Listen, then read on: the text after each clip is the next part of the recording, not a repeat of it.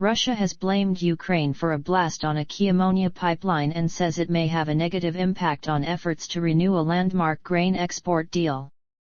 Moscow has accused Ukrainian sabotage groups for the blast that damaged the Tolyatti-Odessa pipeline on Monday. And the Kremlin says it will not renew last year's grain export deal with Kyiv unless the pipeline is operational. But President Volodymyr Zelensky denied the allegations and said the explosion was likely caused by Russian shelling. Before the war, the 2,500 km 1,530-mile pipeline, which runs from the Russian city of Tolyatti to 3 Black Sea ports in southern and western Ukraine, exported 2.5 million tons of ammonia annually. But operations on the pipeline ceased after Russia's invasion of Ukraine in February 2022.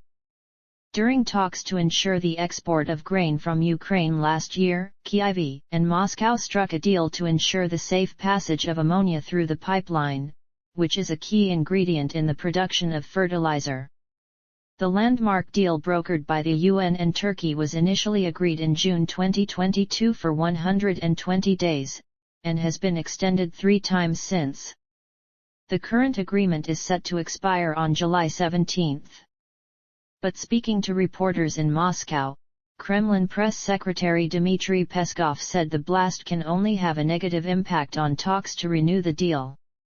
You know that this topic figured as an integral part of the half of the deal that concerned us, so this is yet another complication in terms of extending the deal.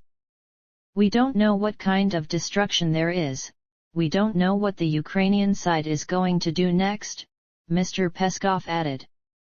On Wednesday, Russian Foreign Ministry spokesperson Maria Zakharova said it would take between 1 and 3 months to repair the damage caused to the pipeline, but Industry and Trade Minister Denis Manturov said on Thursday that Moscow has no access to the damaged section.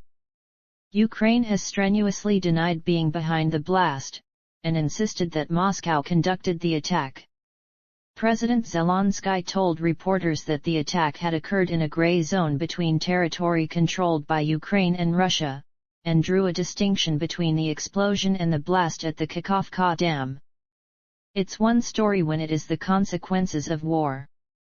Yes, the Russian Federation is to blame, but those are the consequences of war, President Zelensky said. But in Kakhovka, we understand that this is terrorism. They mined it in advance and did it with their own hands. We see this as a completely different category, he added. What we know about Ukraine dam incident. What is the Ukraine grain deal? Dam destruction devastates vast Ukraine farmland. Elsewhere, Russian pro-war bloggers have suggested that a long-awaited Ukrainian counter-offensive has begun in the southern region of Zaporizhzhia.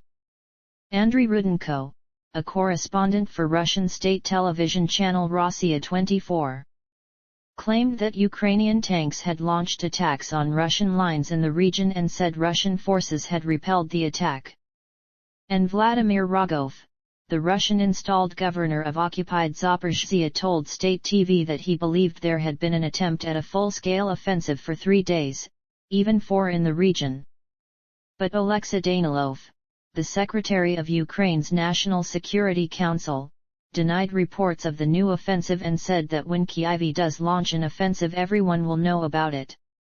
Senior U.S. officials have previously told the BBC's U.S. partner CBS News that it is accurate to say that the Ukraine counter-offensive is in its opening phases, but that the main thrust has not yet begun.